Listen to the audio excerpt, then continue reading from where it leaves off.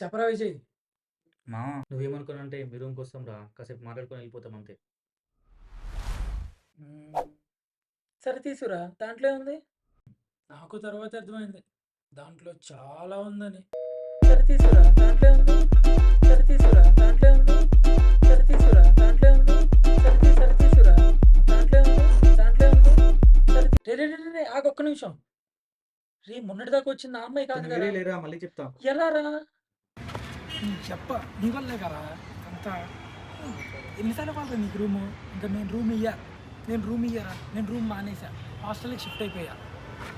మీ ఫ్రెండ్స్లో కూడా ఇలా రూమ్ కోసం సాగు కొట్టే వాళ్ళు ఉన్నారా? ఉంటే వాళ్ళని ట్యాగ్ చేయండి, షేర్ కూడా చేయండి.